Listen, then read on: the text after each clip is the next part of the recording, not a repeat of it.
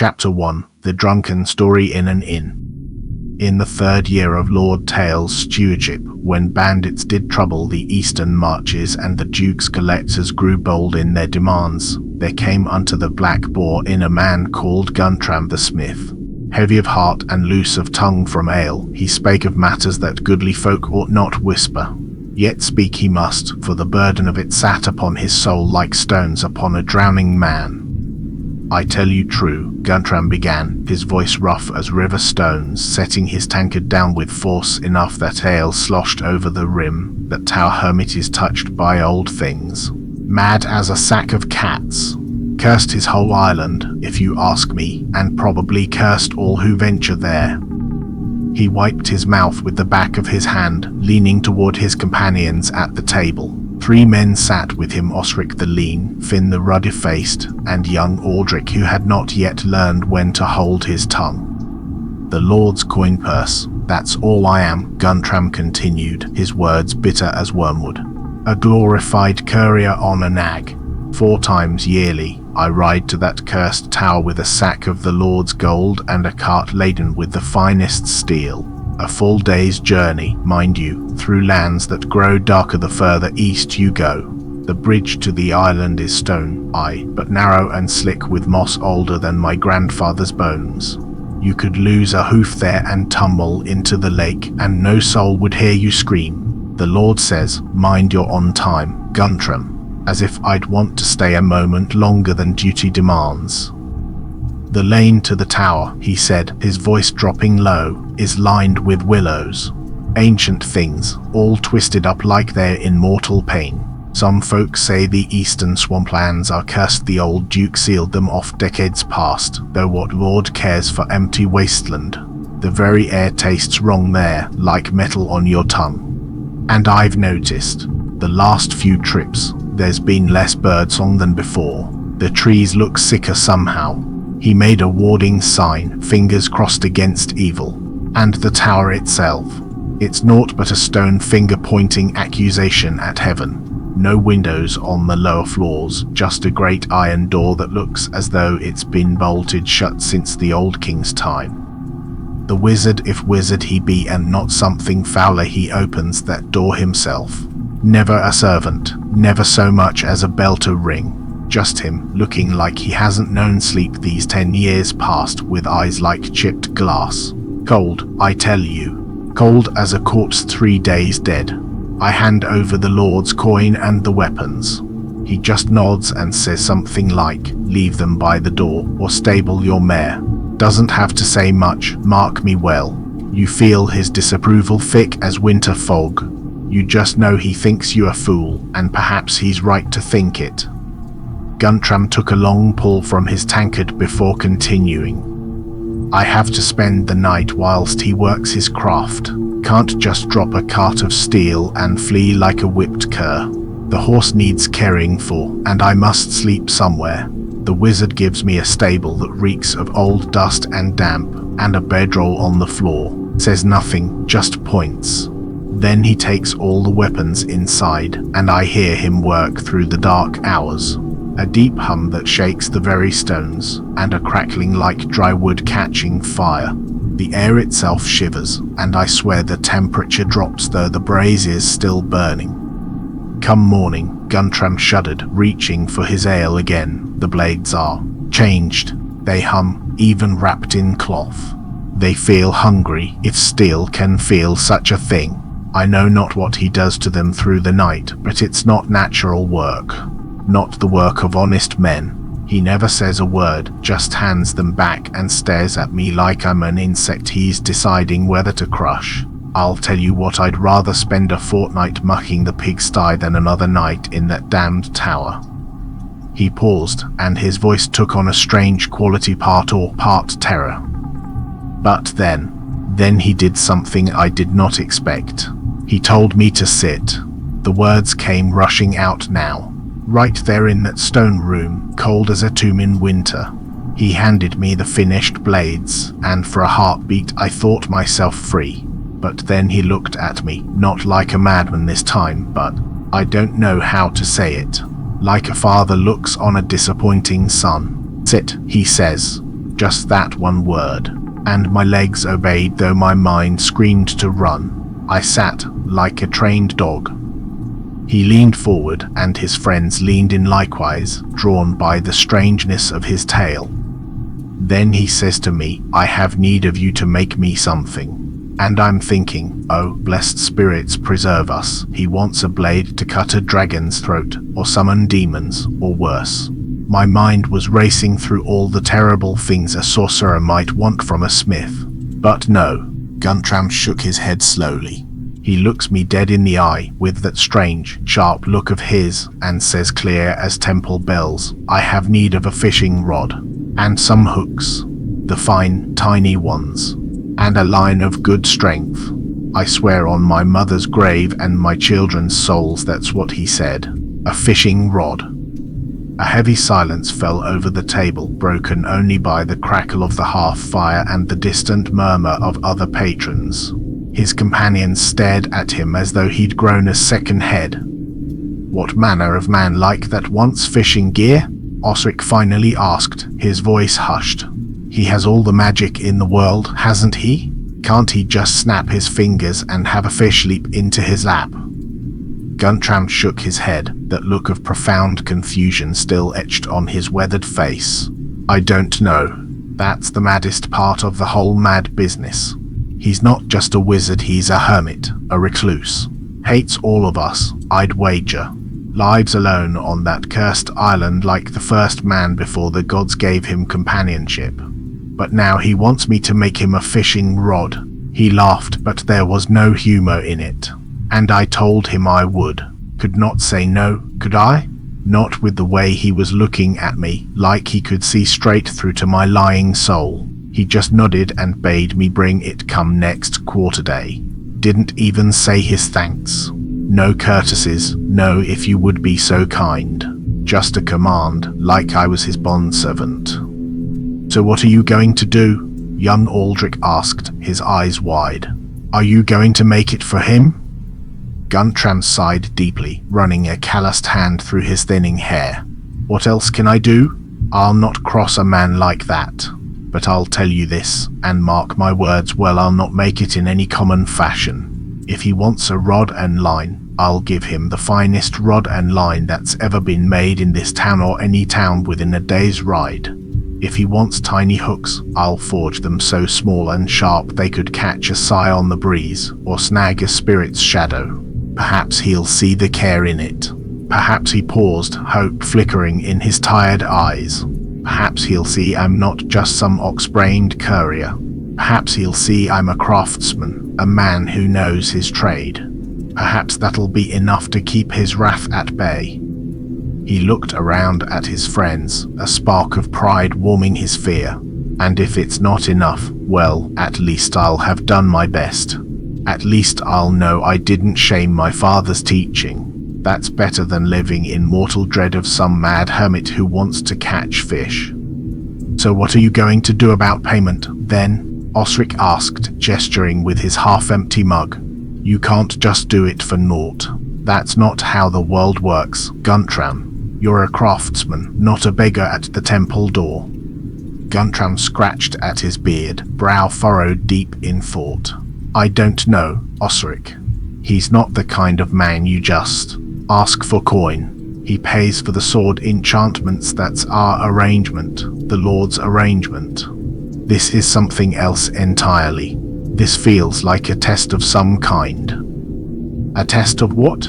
Finn snorted, his broad face flushed with ale. "Your stupidity? Ask for a silver shilling at least. He has the Lord's gold, doesn't he? Or better yet, demand a whole crown. You'll have a story to tell for the rest of your days.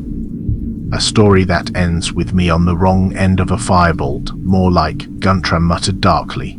"No, I'll not ask for coin. I'll just do the work, and do it well. Perhaps he'll see the care I put into it and give me something on his own account. That's a better plan than tempting fate and testing a wizard's temper." The conspiracies begin. The discussion shifted then, as it always did when men had drunk their fill and left good sense at the bottom of their cups. The theories came quick and wild. Why does he even need fishing gear? Osric wondered aloud, swirling his ale and watching the foam. He dwells on a tiny island in the midst of naught. The fish in that lake are probably twisted as the willows on the road, if there are fish at all. Perhaps he's not after fish. Perhaps he needs the hooks for something else entirely. Something magical. To pull secrets from a ghost's mouth, or to snag a goblin's soul from the very air. Finn leaned back in his chair until it creaked, waving his hand dismissively. You're all fools and madmen yourselves. It's not magic at all. The old man has lost his wits, that's the truth of it. He's grown weary of all that powerful sorcery and dark knowledge. All he truly wants now is to be a simple man, catching a simple fish for his supper. He probably thinks the whole world outside his tower is naught but lies and vanity, and the only true thing left is a river and a trout. The old fool's just lonely. Lonely and mad both. Guntram listened to them argue, but a chill ran down his spine despite the warmth of the fire. No, he said quietly, and something in his voice made them fall silent. No, you don't understand. It's not about fish. And it's not madness, at least not the kind you're thinking of. He leaned forward, and his voice dropped to barely above a whisper. It's about power. He charts things, doesn't he? I've seen the maps when I deliver the weapons. Strange maps with lines and symbols I don't recognize, nothing like what the Lord Surveyor makes. The things he charts, they're like currents, but not water. Currents of something else. Magic, perhaps. Or something older still. And what do you do with a line and a hook? He looked at each of them in turn. You cast it into a current. He's going to fish for magic itself. Not fish from the river, but power from the very world. He's going to try and catch. He swallowed hard. He's going to try and catch a god, or bind one, or drag something up from the deep places where such things dwell. A heavy silence fell over the table, thicker than the smoke from the hearth. The men looked at Guntram, their faces pale in the flickering firelight. They had come to the tavern to drink and forget their troubles, the failed harvest, the dead children, the Lord's endless demands. But instead, Guntram had brought the strange, unholy feeling of that tower right into their midst. The moment stretched taut as a bowstring. Then a figure lurched from a shadowed corner of the inner man they hadn't marked before, clutching a half-empty wineskin in a grimy hand. He had the weary eyes of a traveler who'd seen too much and the tangled beard of a prophet gone to seed. He teetered on unsteady legs, having listened to their conversation, and then pushed his way to their table unbidden. You speak of the hermit of the isle, the stranger slurred, his words thick with wine and road dust. You understand naught. The fish, they are not fish. They are whispers. Whispers from the past, you see. The hooks catch not flesh, they catch memories. Old memories. Terrible ones that should stay buried. The men at the table stared at him, uncertain whether to laugh or chase him off. The drunk stranger swayed, his eyes unfocused yet strangely intense. The willows on the road, he continued, jabbing a finger at Guntram, they're not trees. Not anymore. They were men once.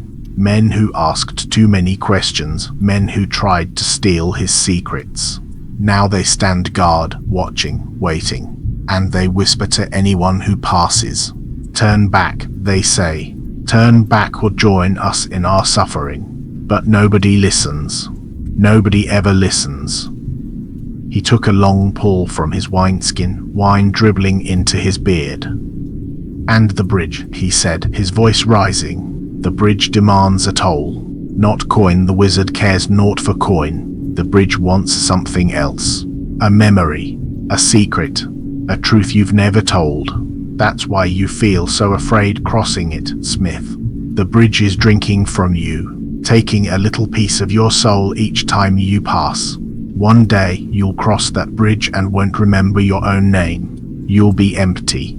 Hollow. Just another servant to that terrible man in his terrible tower. "That's enough," Finn said loudly, standing and reaching for the drunk. "You've had too much wine, old man. Go sleep it off in the stable."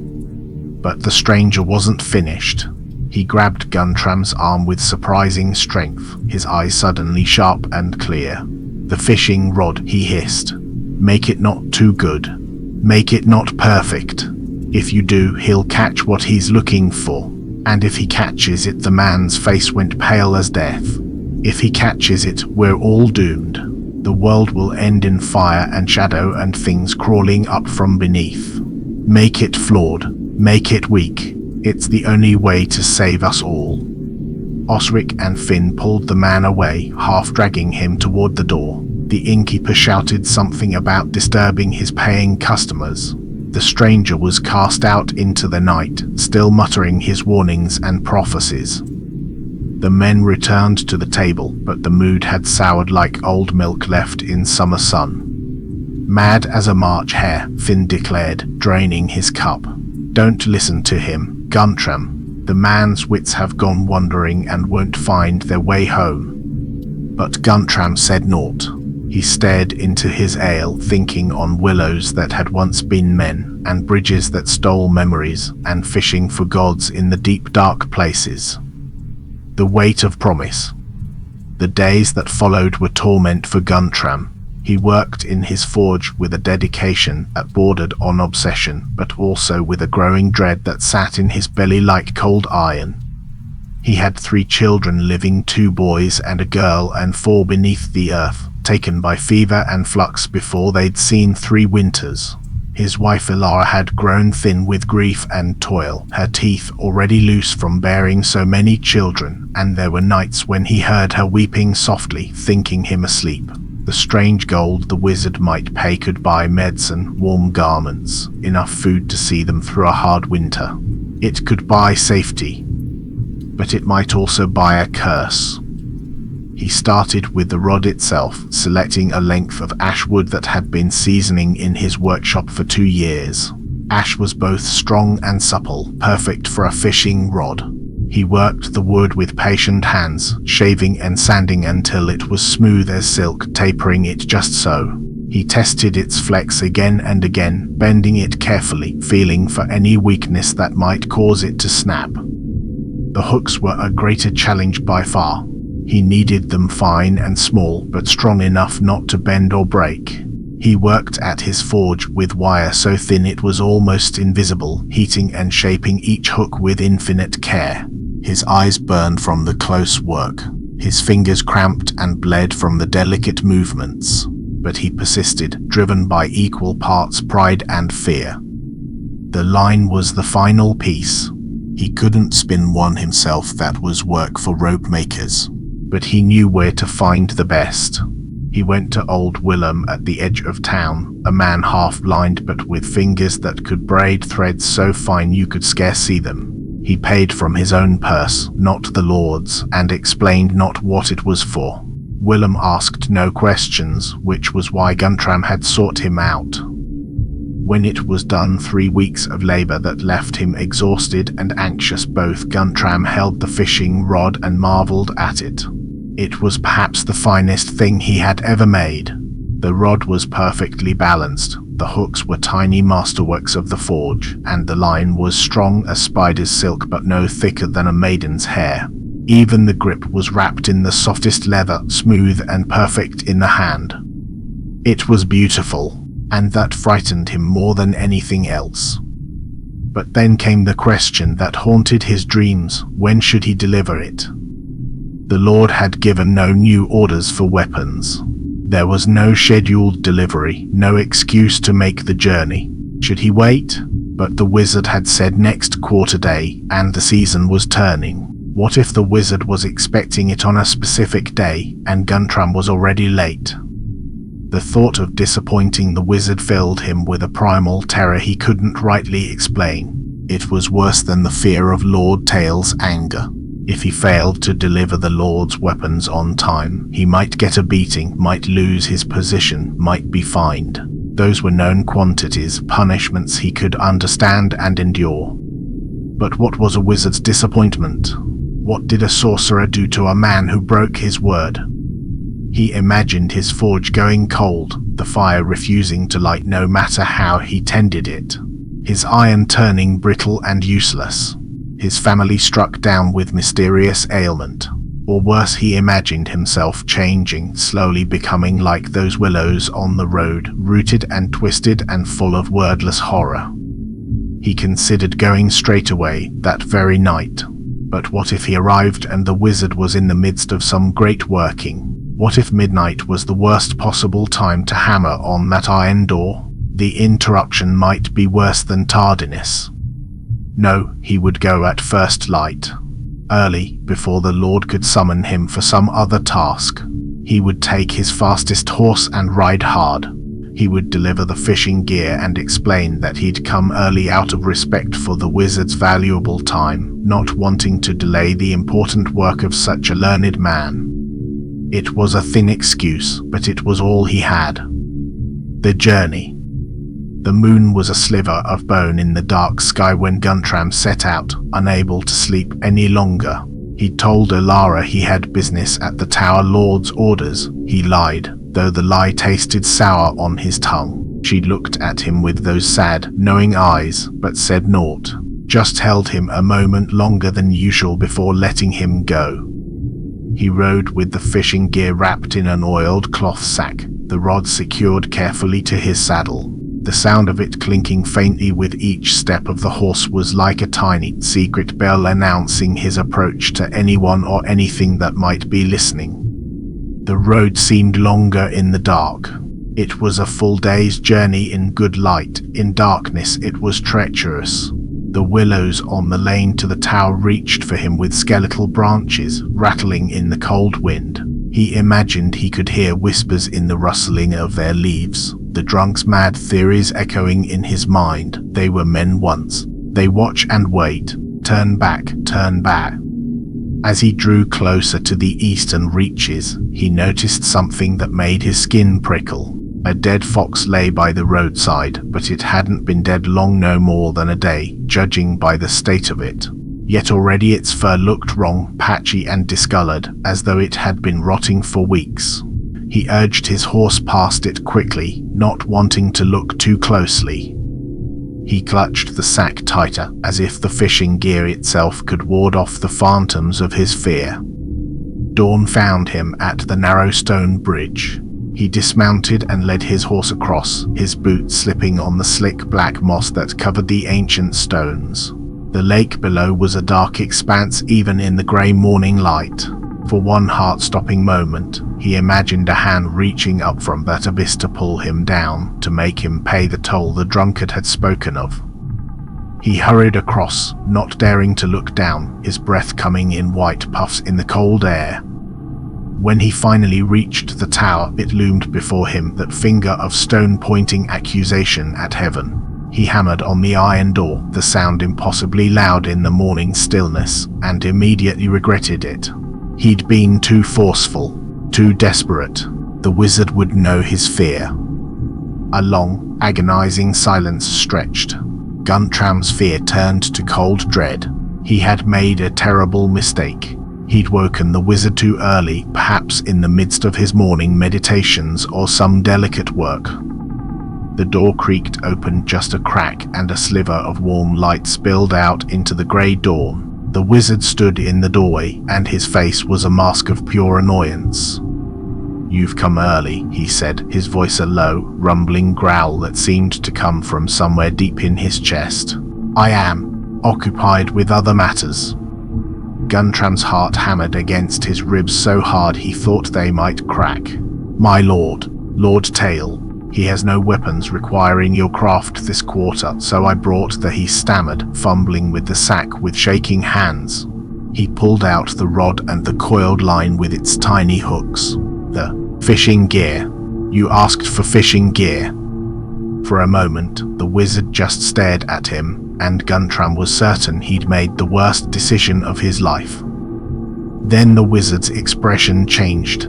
The hard lines of annoyance on his face smoothed out like ice melting in the first warmth of spring. Something like wonder appeared in those cold, glass-chip eyes, almost childlike in its purity. He reached out and took the rod with careful hands, as though it was something precious and fragile as a newborn babe. His long fingers traced the curves of the hooks, tested the fine braid of the line. He held it up to the light spilling from his doorway and examined every detail with the focus of a jeweler appraising a gem. "Exquisite," he murmured, a sound Guntram had never heard from him before. His voice was soft, almost reverent. "The balance is perfect. The hooks are masterwork." The line he tested its strength gently, stronger than it appears, yet fine as thought itself. Yes, this is exquisite." He looked up at Guntram, and for the first time in all their dealings, the wizard smiled. It was a strange smile, uncertain and unpracticed, like a man remembering how after many years of forgetting. "Come," he said, stepping back from the door. "You shall break your fast with me." Guntram, too frightened and too surprised to refuse, found himself following the wizard into the tower. They passed through a cold stone corridor lit by lamps that burned with steady, blue-white flames, no smoke, no flicker, no oil that he could see. Just light, as though the very air had been commanded to glow. The wizard led him to a small chamber that Guntram had never seen before. It was warm here, with a proper half-burning cheerful orange flames. The room was cluttered with books and scrolls and strange instruments of brass and glass, but it felt live-in rather than forbidding. The wizard gestured to a rough wooden table and 2 chairs. "Sit down." This time, the words were an invitation rather than a command. Guntram sat, his hands still trembling like leaves in wind. The wizard moved about the chamber with surprising grace for a man who seemed so old and worn. He produced a bowl of thick pottage still warm, as though he'd been eating when Guntram knocked, and a hunk of fresh bread that smelled of rosemary and salt. He placed them before Guntram, then sat in the chair opposite. For a long moment, the wizard said naught. He just watched Guntram with those strange, sharp eyes. Then he spoke. "You have fulfilled your promise," he said, and his voice was measured, careful. "What compensation do you require? Name your price." "The Lord's payment for the sword work is insufficient for craftsmanship of this quality." Guntram choked on a mouthful of pottage. The bread in his mouth turned to ash. No, he said quickly, shaking his head so hard it made him dizzy. "It was a gift, my lord. I couldn't possibly ask for more than the honor of serving you." The lie came easily, born of fear. The wizard frowned, a look of genuine confusion crossing his face. "A gift," he repeated slowly, as if he'd never heard the word before or had forgotten its meaning. "You expect no payment?" "None, my lord. I am but a simple craftsman. You honor me by..." The wizard held up one hand, silencing him as a master silences a hound. He reached into a leather pouch at his belt and poured a handful of coins on the wooden table. They were not the simple silver and copper of the local currency. They were gold, pure, ancient gold, unblemished by time or use. Strange symbols were etched on them, writing in a tongue Guntram didn't recognize. Each coin caught the firelight and threw it back in warm, honeyed gleams.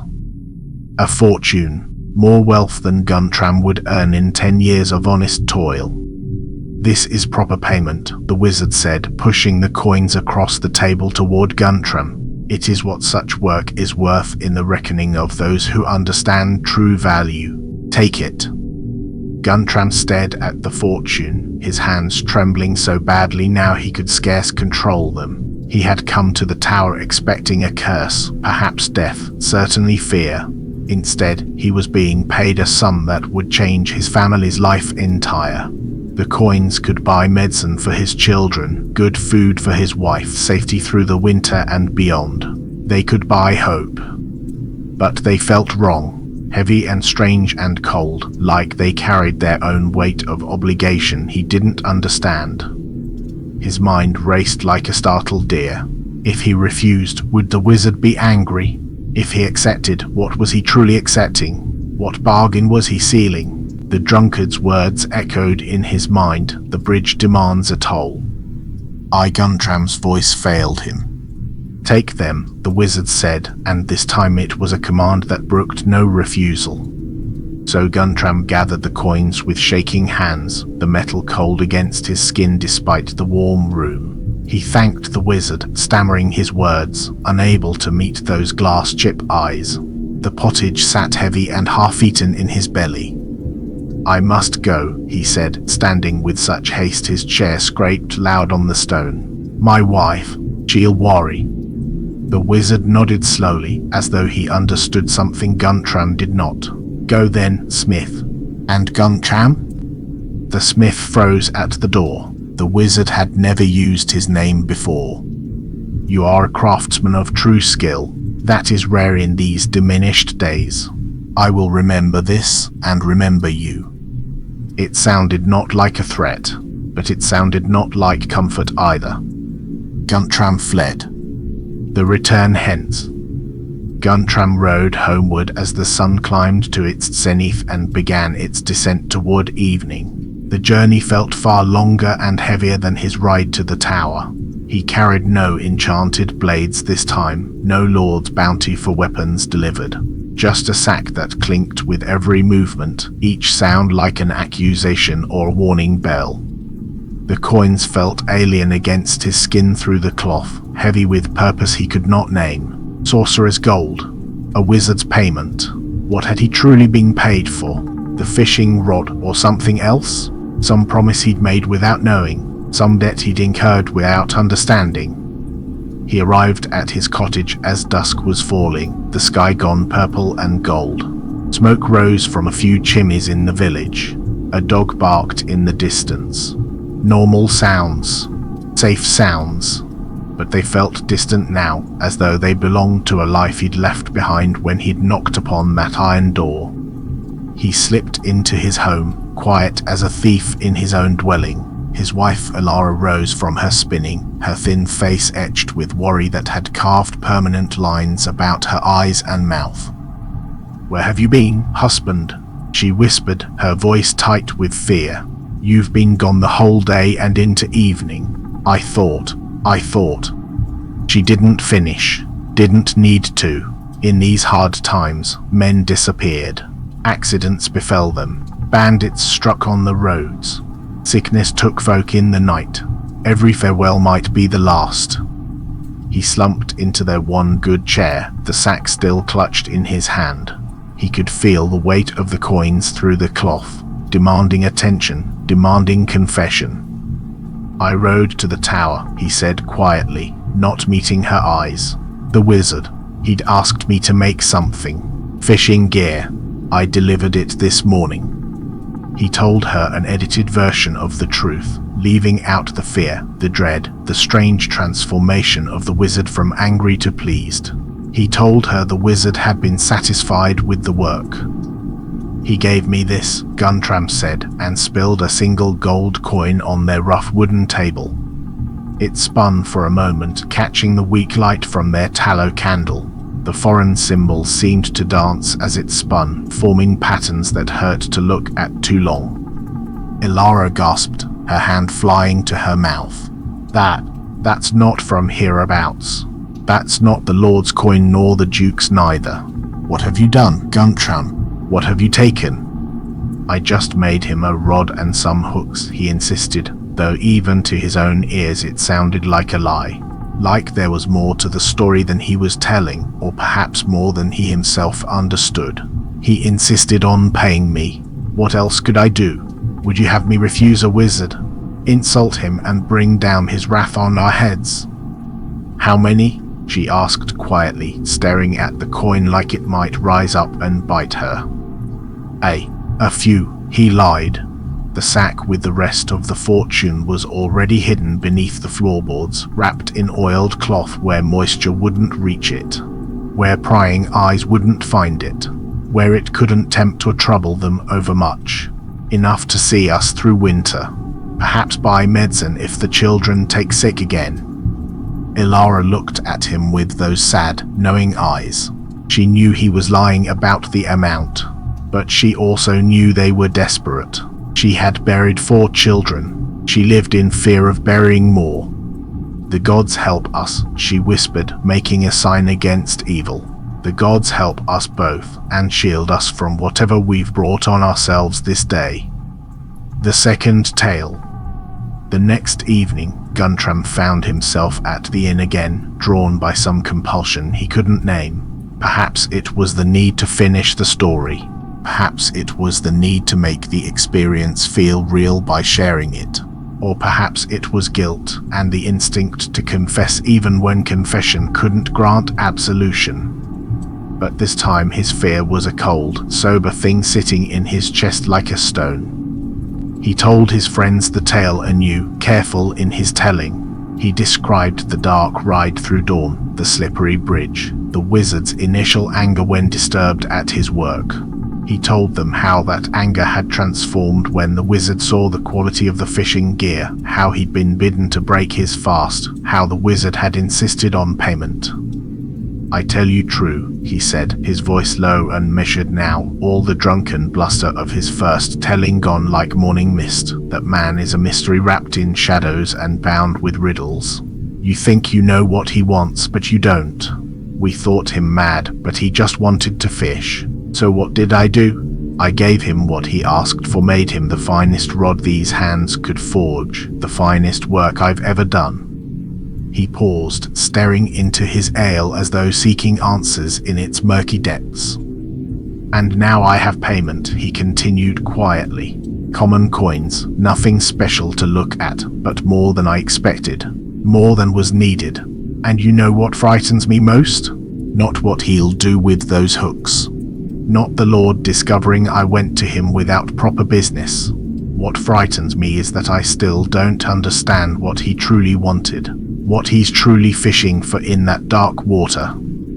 He looked at his friends, and they saw the change in him. The swagger was gone. The bragging was gone. In their stead was a man who had glimpsed something beyond his understanding and been marked by it. "I pray to all the powers that watch over us," Guntram said, "that I never have to make him anything else again. For next time, I don't think payment will be enough. Next time, he might ask for something I can't give. And I don't think refusing him is an option anymore. I'm bound to him now, somehow. By what bond, I don't know. But bound I am, sure as if he'd set his mark on my brow." His friends listened in silence. They offered no theories this time, no wild speculation. They just nodded and drank their ale, and were grateful it wasn't them carrying that burden. Outside, the night was cold and clear. Stars wheeled overhead in their ancient patterns, indifferent to the troubles of men. And far to the east, in a tower on an island, a wizard stood by a window and examined a fishing rod with infinite care, preparing for a task that none of them could imagine and all of them would one day fear. The rod was perfect. The hooks were perfect. The line was perfect. And that, perhaps, was the most terrifying thing of all. For in a world where nothing is perfect, perfection itself becomes a kind of doom.